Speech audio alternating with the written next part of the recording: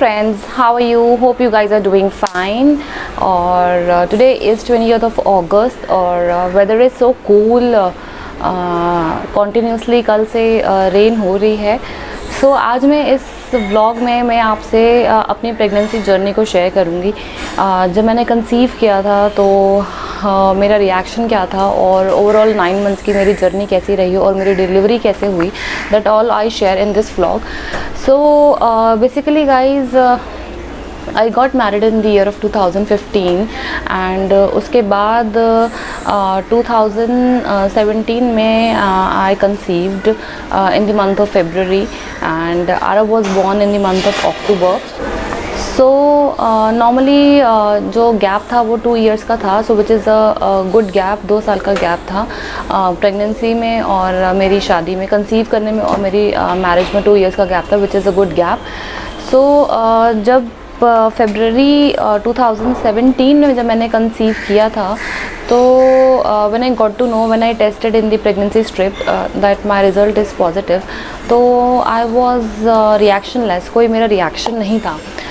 तो मुझे समझ में नहीं आ रहा था मैं खुश हूँ या फिर मैं कैसे रिएक्ट करूँ उसको. I was unable to express my feelings at that time. और उस टाइम पे मुझे याद है कि घर पे मेरी मदर इन लॉ भी नहीं थी. तो ऑब्वियसली आप ये जो फर्स्ट थिंग होती है जो आप अपने हस्बैंड के साथ शेयर करना चाहते हो, and I told to my husband, Shwetang I am pregnant. तो he said okay.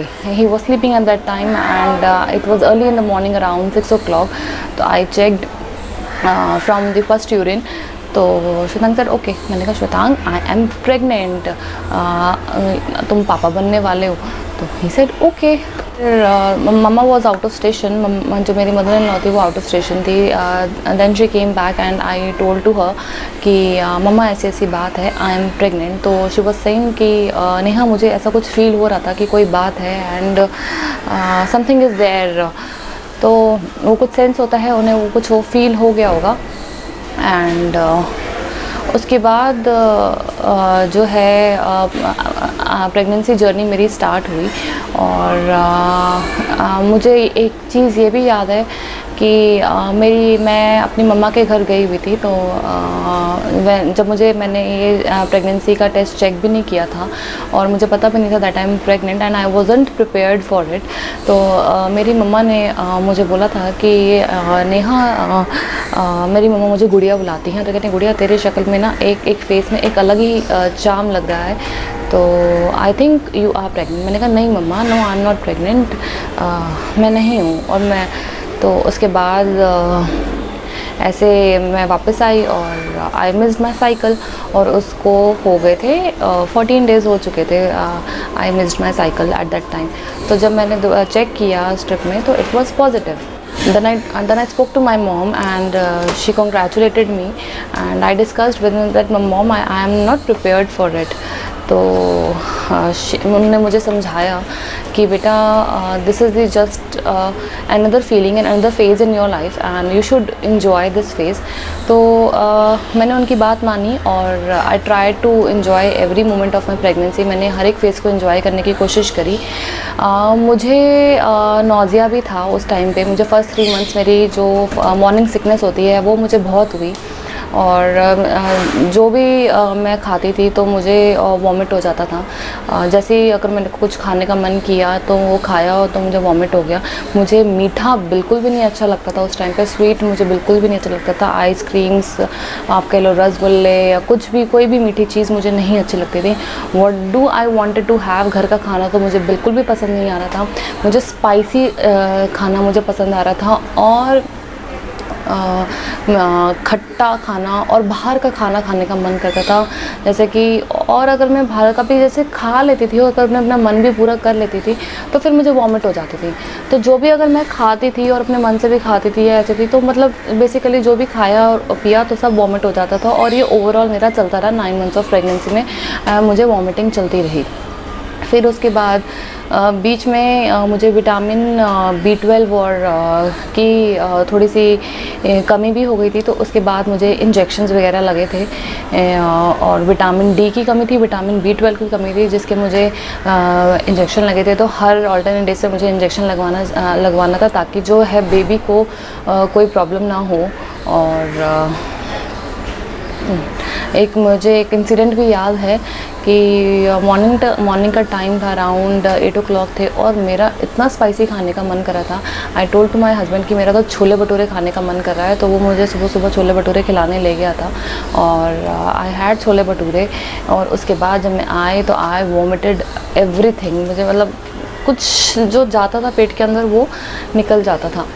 और मुझे हींग के तड़के की स्मेल, जीरे की स्मेल, कुछ चीज़ों से मुझे ना जैसे एक नफ़रत सी होने लगी थी, मुझे अच्छी नहीं लगती थी मुझे। तो बहुत सी वुमेंस के साथ, लेडीज़ के साथ ही होता है, आपको कुछ चीज़ें पसंद होती है, आपको खाते हो, और बेसिकली आपको जो मन करता है प्रेगनेंसी में वो खाना चाहिए, और आपको अपना मन नहीं मारना चाहिए। और ओवरऑल जो मेरी जर्नी थी वो स्मूथ चलती रही। मैं अपनी एक्सरसाइज को लेके, वॉक को लेके भी रेगुलर थी। मैं रोज़ मॉर्निंग एंड इवनिंग में वॉक करने भी जाती थी, and it was going smooth journey, बहुत ही स्मूथ जर्नी थी। ऐसा कुछ नहीं था कि बहुत ज़्यादा कॉम्प्लिकेशंस हो, और एंड तक लग रहा था कि नॉर्मल डिलीवरी होगी, क्योंकि ऐसा कोई कॉम्प्लिकेशन नहीं थी। बस एक विटामिन B12 और विटामिन डी की कमी थी, जो थोड़ा सा टेंशन करने वाली बात थी, बट वो वैक्सीनेशन से, इंजेक्शन से जो थी उसकी कमी वो पूरी हो चुकी थी। फिर मेरी जो ड्यू डेट थी वो अक्टूबर में थी।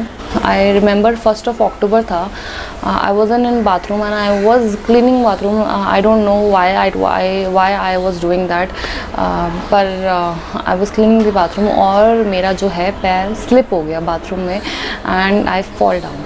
तो जब मैं गिरी तो बहुत, उस टाइम पे आप फुल टाइम पे हो, आपका फुल टाइम प्रेगनेंसी है, और जैसे मैं गिरी तो मुझे बहुत ज़्यादा एकदम झटका लगा, और मेरी जो बैक में है वो बहुत पेन रहा, और अब तक मेरी बैक में पेन रहता है।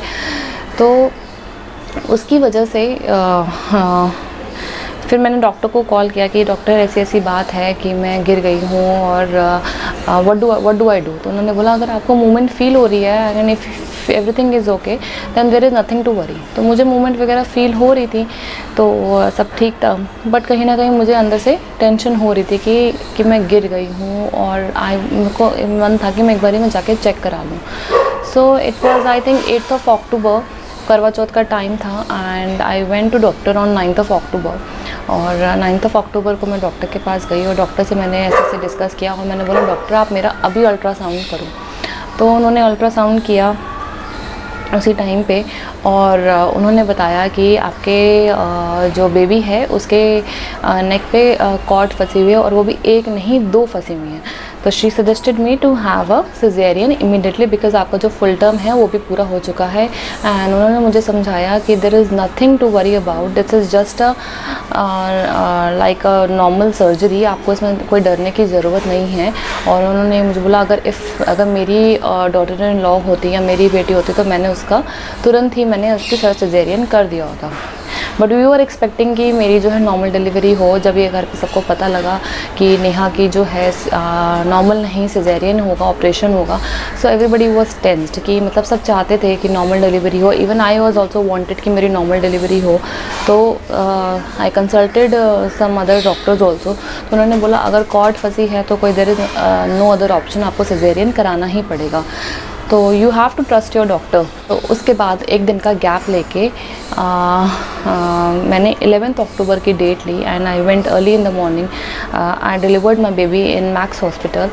तो उन्होंने मुझे खाली पेट ही बुलाया था, और वहाँ पे अर्ली मॉर्निंग गई, एंड सिजेरियन नॉर्मल डिलीवरी का तो मुझे एक्सपीरियंस नहीं है, मुझे पेन्स भी नहीं आए। I did not even feel the pain कि कैसा लगता है और क्या और कॉन्ट्रैक्शंस होते हैं, कैसे वाटर बर्स्ट होता है।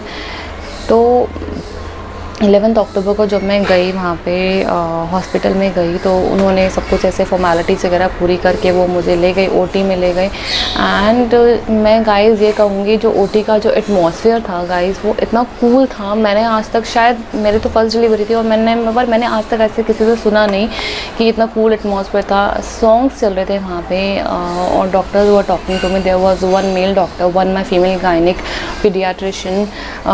वो मुझसे इतना कंफर्टेबली होके बात कर रहे थे। उन्होंने मुझे एनेस्थीसिया दिया मेरे बैक में, और उसके बाद जो प्रोसीजर हो रहा था सर्जरी का, वो मुझे पता नहीं लगा। बस ऊपर से मुझे दिख रहा था कि दैट समबडी, दैट कि कुछ हो रहा है, समथिंग इज़ हैपनिंग। कुछ मूवमेंट्स फील हो रही थी, बस मुझे पेन नहीं हो रहा था उस टाइम पे। और डॉक्टर्स मुझसे बात कर रहे थे एंड वो मुझसे पूछ रहे थे, आप इस सिंगर के सॉन्ग सुनते हो, आपको इंग्लिश सॉन्ग्स पसंद हैं, आपको कैसे सॉन्ग्स पसंद हैं, अच्छा यू वांट अ बॉय और अ गर्ल। उन्होंने मुझसे ये सारे क्वेश्चंस पूछे। सो बहुत कंफर्टेबली हुआ। और मेरे को याद है, मैं ओटी में गई 12 o'clock गई थी मैं ओटी में, और 12:20 पे आरव जो है वो हो गया था। आई delivered my baby. So within 20 minutes I delivered my baby. और डॉक्टर ने मुझे ऐसे करके दिखाया जैसे बेबी को उल्टा करके दिखाते हैं। तो मैंने ध्यान नहीं दिया whether it is a boy और अ गर्ल, मैंने नहीं देखा। तो वो एकदम से वो ले गए क्लीनिंग के लिए बेबी को। तो मैंने आज doctor it is a boy और अ गर्ल। डॉक्टर साइड आपने देखा नहीं, मैंने आपको दिखाया था। मैंने कहा डॉक्टर मैंने नहीं देखा, टू बी वेरी फ्रैंक। तो डॉक्टर साइड ओके, वो हम आपको भी क्लीन करके लेके आते हैं। तो जैसे ही बेबी को क्लीन किया, वो मेरे पास लेके आए और उन्होंने पहले मुझसे पूछा वी वांट अ बॉय और अ गर्ल। मैंने कहा डॉक्टर कुछ भी हो जाए, मुझे सीरियसली मुझे कुछ फ़र्क नहीं पड़ता वेदर इट्स अ बॉय और a girl, but somewhere I feel कि मुझे जो है वो लड़का ही होगा, बॉय होगा। और उसके बाद मैंने बोला yes it is a boy. तो आई वॉज़ वेरी हैप्पी। उन्होंने वो जो फर्स्ट मोमेंट था ना, जब बेबी मेरे पास आया, वो एकदम से ऐसे आया और उन्होंने मुझे ऐसे उस बेबी ने मुझे एकदम ऐसे कडल किया, किस किया। काश वो जो मोमेंट था वो मैं कैप्चर कर पाती, बस वो मोमेंट वो कैप्चर नहीं हो पाया। वो बस मेरी एक मेमोरी में रह गया। वो सिर्फ मोमेंट वो सिर्फ मेरे पास ही है और वो किसी के पास, मैं किसी से शेयर कर सकती हूँ, बट वो जो फीलिंग है वो सिर्फ एक माँ ही समझ सकती है। फिर उसके बाद जब बेबी को ले गए, इनक्यूबेटर में ले गए बेबी को, और बेबी को वहीं रखा अराउंड 5:30 तक बेबी को वहीं रखा। उसके बाद 5:30 तक मैंने बेबी को नहीं देखा, उसे फार्मूला में दिया जा रहा था तब तक। और जो उसके बाद का जो प्रोसीजर था गाइस, उसके बाद जब एनेस्थीसिया जब उन्होंने मुझे दे दिया था, जब मैंने डिलीवर कर लिया था, तब मुझे बहुत ज़्यादा ठंड लग रही थी, बॉडी में एक कपकपाहट सी हो रही थी मुझे। और उसके बाद वो मुझे अपने रूम में शिफ्ट किया गया और उन्होंने मुझे नेक्स्ट डे, तब तक तो आपके बॉडी में आपके पाइप वगैरह लगे होते हैं, यू कैन नॉट मूव, आपका जो यूरिन वगैरह होता है वो पाइप से ही पास आउट हो रहा होता है।